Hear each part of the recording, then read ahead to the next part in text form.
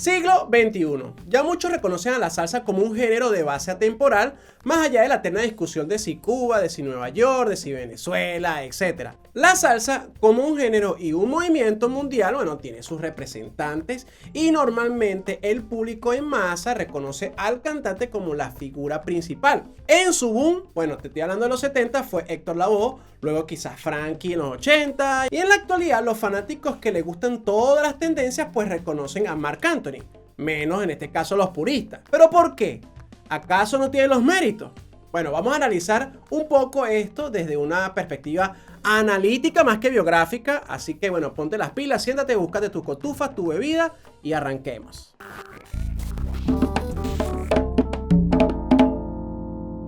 Ajá, pero por favor te pido que antes de arrancar quiero que te tomes 2 minutos para que te suscribas al canal, actives todas las notificaciones y de paso comentes.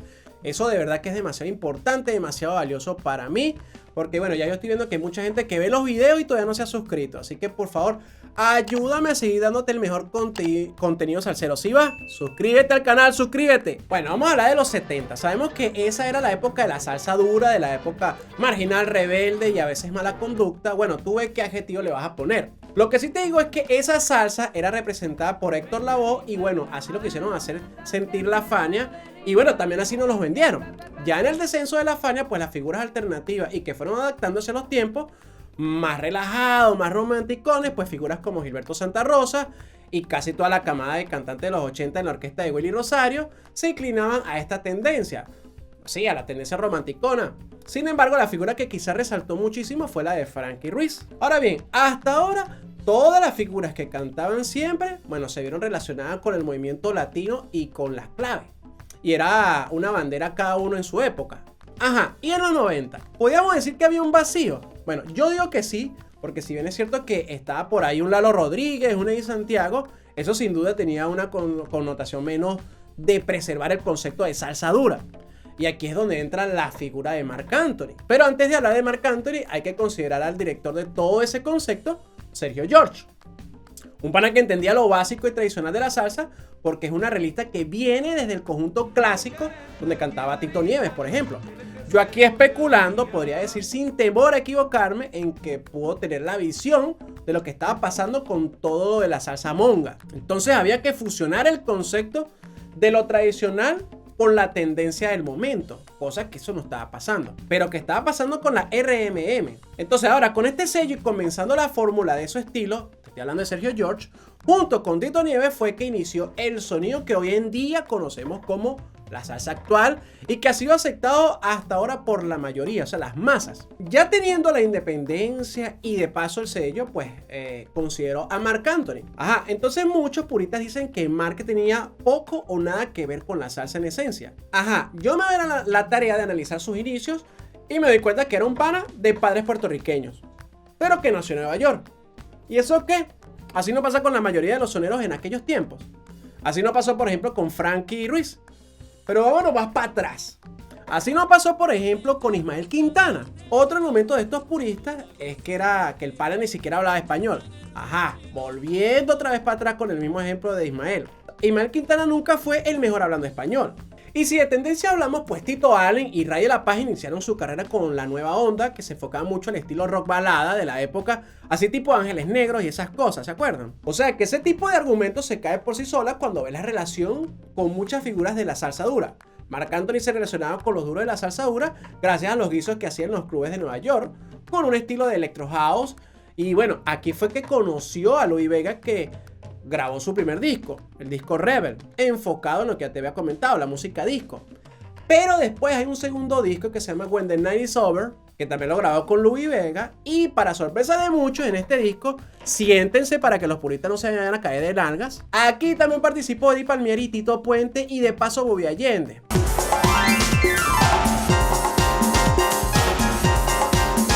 Así que entiendan esto como una cachetada para que se den cuenta que la música sí es universal, y si el papá de los helados, que es Palmieri, comprende y de paso se vuelve cómplice de estas fusiones, ¿por qué algunos simples mortales critican hasta la ofensa cuando alguien llega a las masas con la salsa como bandera? Antes de explicarte, quiero que vaciles este modelo, papá, que me estoy vacilando en mi camiseta gracias a los panas de Salsa Me, quienes siempre ni ponen la moda en la salsa. Es solo visitar su página web para que selecciones la camiseta que más te guste e entregan a todas partes del mundo, Venezuela, Colombia, Perú, donde tú quieras, Europa. No solo camisas, sino también estos artículos que nos representan como salsero. Vacila, mira para acá. El anillo de la Boe bañado en oro, ya sabes. Visítalo y diles que Helderes Music te lo recomendó. Volviendo a Marc Anthony, este tipo de colaboraciones lo llevó a ser el telonero de Tito Puente en el Madison Square Garden, y a que no saben por qué. Por petición misma del propio Tito Puente.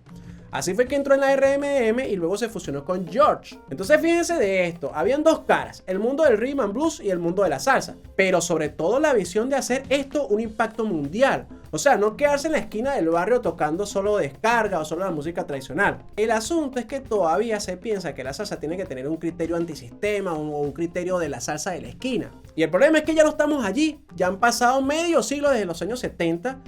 Y sin embargo no se puede decir que lo que ofrece Sergio y Marc sea la salsa monga de los años 90 como la de Eddie Santiago y compañía.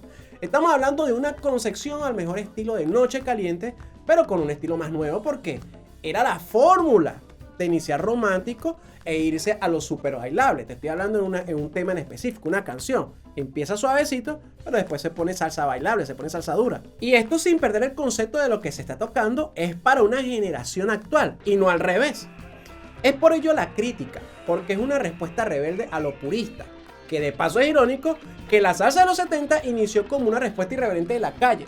O sea, era rebelde, pero una vez que se volvió tradicional, entonces ya para los eruditos y a los puristas que una vez fueron rebeldes, ahora no permiten los desafíos. Qué loco, ¿no? Entonces, si tú ves los conciertos de Marc, notarás que la idea es que sean multitudinarios y que se mantenga la fiesta y la buena música.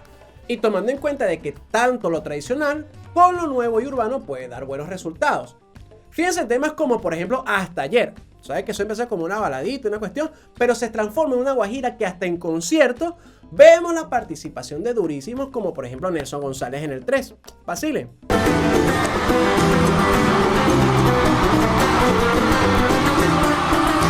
Es más, en ese mismo concierto que fue en el Madison Square Garden, tenemos temas originales como por ejemplo Nadie Como Ella, que en estudio es súper excelente y es salsa malandra, fíjense. Bueno, en este tema en vivo tenemos solos de Jimmy Bosch y Tito Puente. Vacilen.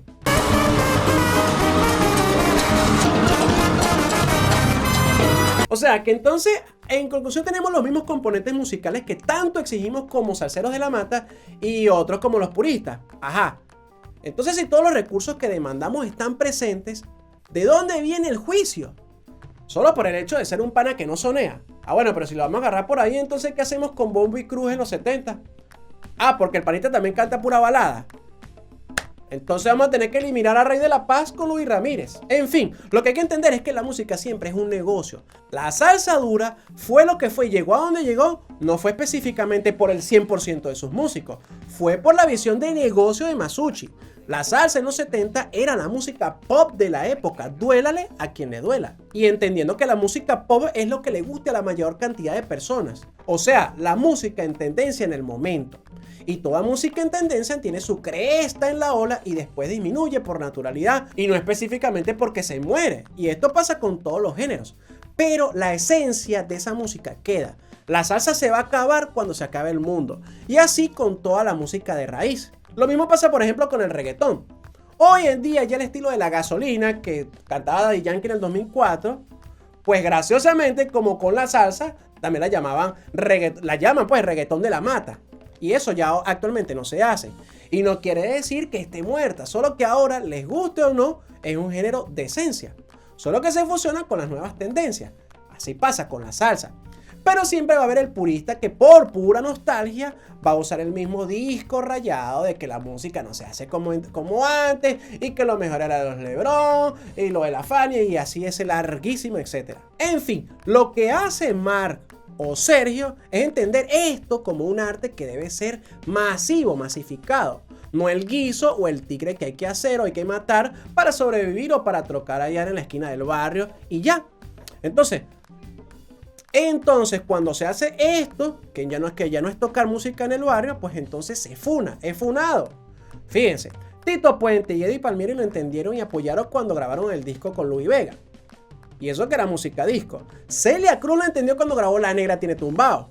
Oscar de León cuando grabó la versión más urbana de La Mazucamba, que era un tema de La Matancera, la Sonora Matancera. Pero fíjense la versión fresca y nueva y urbana que hizo muchísimos años después. Así que el día que nosotros como gente que le guste la música entienda de que hay otra gente más famosa que quiere incluir a cualquier género dentro del patrón rítmico de la salsa, que de paso se le debe el nombre porque fusiona de todo, pues ese día podríamos hablar de conciertos llenos por otros soneros que no sean solamente por conciertos de nostalgia o de tributo a la Fania o de tributo a otro artista.